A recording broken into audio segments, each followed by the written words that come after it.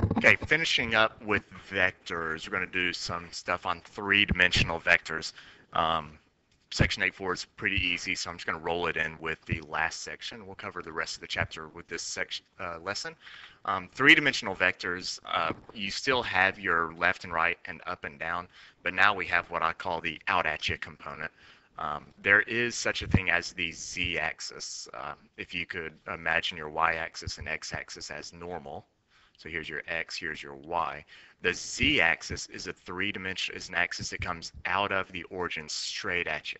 So to show that it's kind of coming out at you, I'm going to try to make it look 3D, where it's getting thicker as it comes. I don't know. Is that good? And then it goes back behind that way, and that is your z-axis. Kind of comes out at you. So we go left, right, or we go left and right, up and down, and then coming out off the paper towards you, and that is your z component. So the out at you component, that is goes on the z-axis,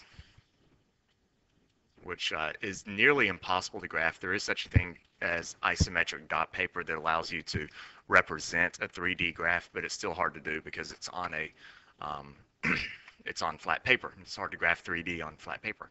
So the formulas for your 3D vectors, for the most part, they're all the same, except you just have a third component. You have the added component. So if we have two vectors, v and w, that have that third component, the magnitude is the same idea, except instead of just a squared plus b squared, it's now a squared plus b squared plus c squared under the square root.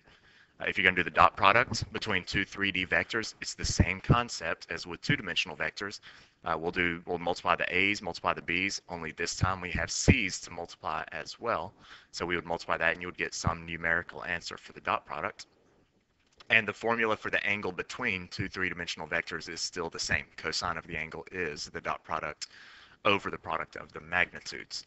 So I'm going to do a couple of problems real quick with these two things. Okay, that's all together. We have two vectors, v and w, and first I want you to find, that's the magnitude. It is not the absolute value of v.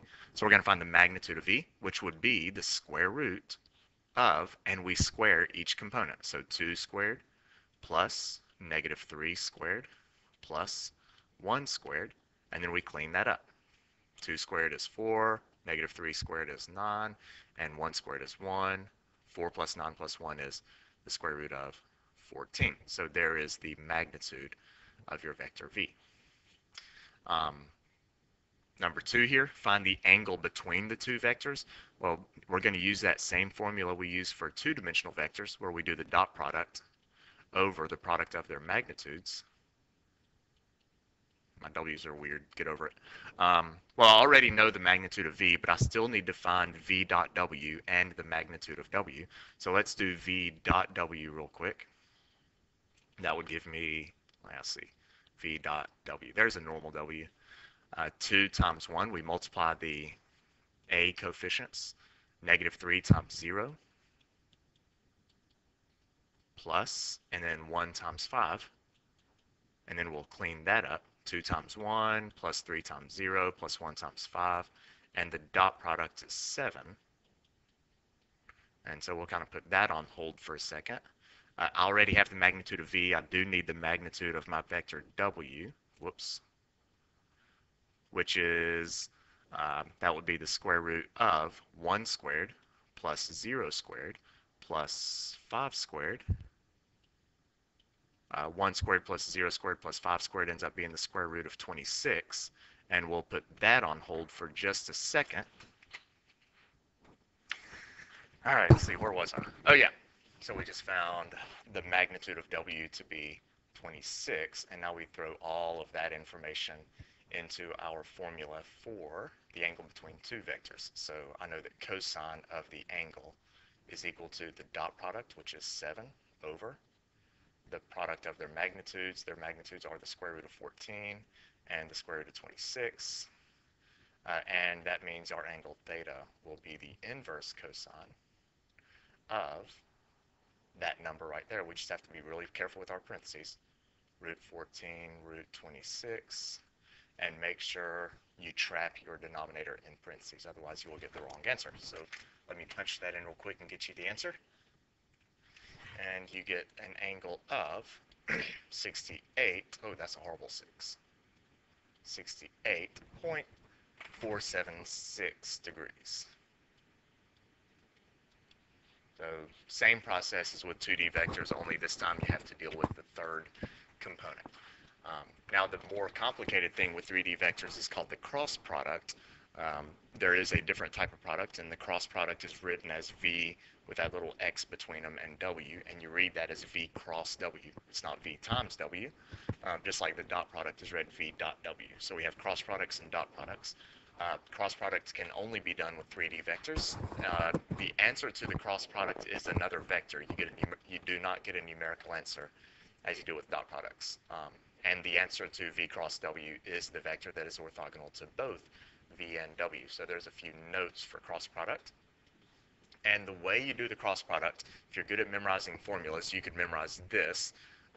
We have two different formulas for cross product. Actually, this is the same thing, only this one is in your linear combination form, AI plus BJ plus CK. This one is in your component form, where you have your A component, your B component, and your C component listed in the little pointy bracket parenthesis things. I am horrible at memorizing formulas, so the way I do my cross product, and some of y'all may recognize this if you're real acute, is the cross product is the determinant of a 3x3 matrix, and we have done determinants before. So the way I set up my cross product, if I want to do the cross product between V and W, I make a 3x3 matrix. My top row is I, J, and K. Now the second row, if I'm doing V cross W, I put my V vector on the second row. I put my W vector, A2, B2, C2 as my third row. Then I will do the determinant, and I showed y'all a technique called expansion by minors, and I actually prefer this method.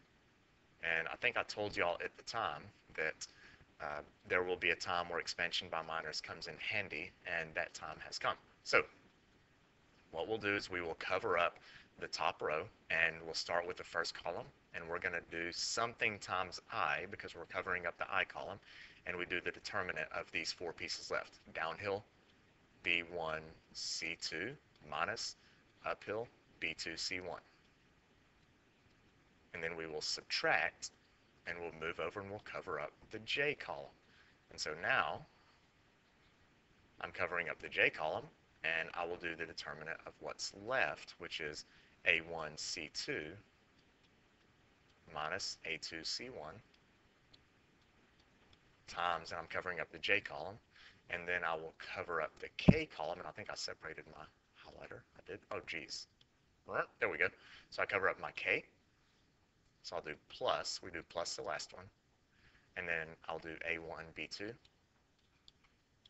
minus A2, B1 times K. And that is right here. This is the formula that I gave you on the previous page for the cross product of two vectors. Let's see, I didn't like the way that looked. C1. Okay, whatever, that still doesn't look good, does it? So there is how I like to do my cross product. I like to set up the matrix and do the 3x3 determinant, or you could simply memorize all of this. Either way, you get the same answer. So let's do a couple of cross products, and then we'll call this a day. I want to do, it says find the vector orthogonal to both V and W. Notice I didn't say explicitly to find the cross product, but the only way you find the vector orthogonal to both V and W, that direction right there means find V cross W. So if I were to find V cross W, what I'll do, so V cross W, it is the determinant of the matrix with IJK across the top. And then I put my coefficients of V, which is 2, 4, negative 3, and the coefficients of W, which are 1, I, negative 5J, and 3K. And then I will do the expansion by minors with this. So let's cover up our top row, and then we'll start by covering up the first column. And we will have, I'm covering up my I column, and I will do 4 times 3 minus negative 5 times negative 3. That's a lot of negatives. all that times I. Then I will subtract. You always subtract the middle one. So I'm going to cover up my j column, and I will have 2 times 3 minus 1 times negative 3. And I covered up my j column, plus, and then we add our last entry. I'm covering up k, and I now have 2 times negative 5 minus 1 times 4 times k, because that's the column I was covering. And then I will clean that up. 4 times 3 is 12. 3 negatives. I have negative, negative 5, negative 3. So I have 12. That would be minus 15 times I minus 6. Negative 1 times negative 3 is plus 3 times j plus 2 times negative 5 is negative 10 minus 1 times 4 k. And then I will do the combining 12 minus 15 is negative 3. I minus 6 plus 3 is 9j plus negative 10 minus 4 is negative 14. Okay, so there is your cross product. And that is the vector. I told you the answer to a cross product is another vector. Notice we got negative 3i, negative 9j, negative 14k. That's another vector, and this vector is perpendicular to both of these two.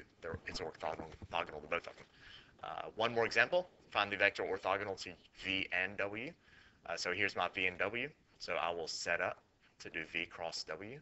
I will set up the matrix I, j, k. And then across my middle row, I'll put vector v, which is 2, 0, negative 3.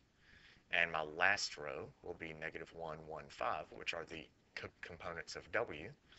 And then, just like before, I will cover up my top row, cover up my first column, and I have the cross product being 0 times 5 minus 1 times negative 3